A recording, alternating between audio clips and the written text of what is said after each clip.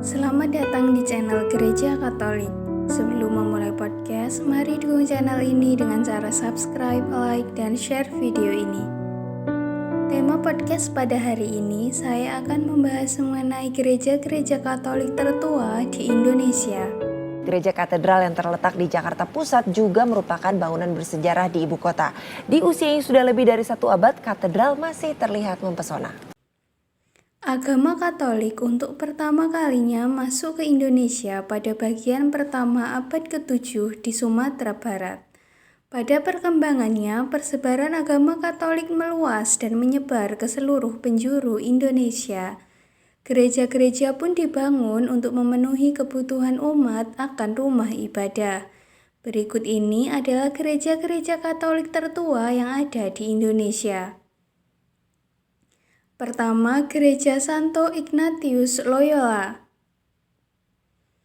Gereja Santo Ignatius Loyola dibangun oleh pastor berkebangsaan Portugis J.F. Engels de Armanville pada tahun 1893, dibantu oleh Raja Sika, Josep Mbako Ximenes da Silva. Bangunan gereja ini merupakan hasil rancangan Pastor Antonius Dikmen, arsitek yang juga ikut mendesain Gereja Katedral Jakarta. Arsitektur Gereja Santo Ignatius Loyola tak hanya mengikuti gaya Renaissance dan Barok yang berkembang di daratan Eropa saat itu, tetapi juga mengadopsi unsur-unsur budaya lokal serta memanfaatkan material bahan bangunan yang ada di Indonesia. Misalnya menggunakan material kayu jati untuk dijadikan kuda-kuda penahan atap bangunan serta tiang penyangga bangunan cagar budaya nasional itu. Pada sekujur dinding gereja juga terlukis motif wenda yang biasanya disematkan pada tenun ikat khas Sika. Motif pada dinding ini sudah ada sejak pertama kali gereja digunakan untuk misa malam Natal pada tanggal 24 Desember 1899 dan tetap dipertahankan hingga saat ini. Pada bagian altar terdapat motif khusus berupa tenunan pada pakaian kebesaran raja berbentuk belah ketupat. Sejumlah benda-benda berusia ratusan tahun juga masih tersimpan rapi di tempat ini, seperti tempat lilin kuno dari bahan kuningan dan arsip buku-buku misa lama yang tersimpan di sekretariat paroki. Kedua, Gereja Katedral Jakarta. Gereja Katedral Jakarta telah berstatus sebagai cagar budaya Indonesia. Gereja ini memiliki nama resmi Gereja Santa Perawan Maria diangkat ke surga. Gedung asli Gereja Katedral Jakarta diresmikan pada Februari 1810. Namun pada tanggal 27 Juli 1826, gedung itu terbakar bersama 180 rumah penduduk di sekitarnya.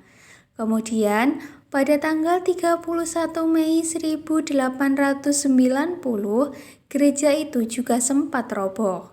Namun, pertengahan tahun 1891 mulai dilakukan peletakan batu pertama untuk pembangunan gedung gereja yang baru.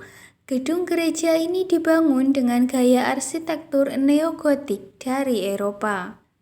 Gedung gereja yang ramping dan monumental dilengkapi daun pintu yang menjulang tinggi dengan banyak jendela. Jendela-jendela tersebut dihiasi dengan lukisan yang menjelaskan tentang peristiwa jalan salib yang pernah dialami oleh Yesus Kristus. Tepat di bawah lukisan tersebut, di bagian kanan dan kiri gereja terdapat 4 bilik yang digunakan sebagai tempat untuk pengakuan dosa. Ketiga, Gereja Kepanjen Surabaya.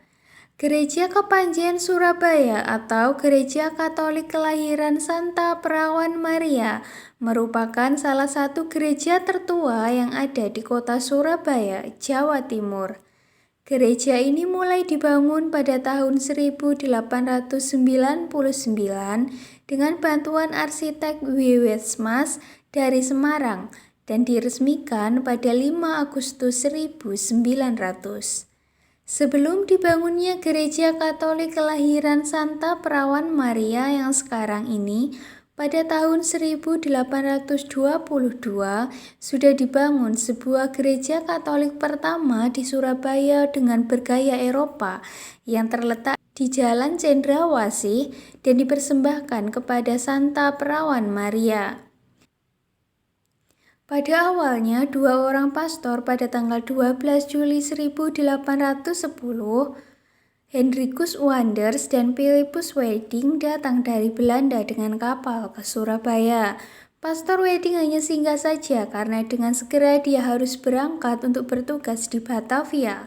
Sementara Pastor Wanders menetap sebagai pastor di Surabaya sampai pensiun tahun 1827.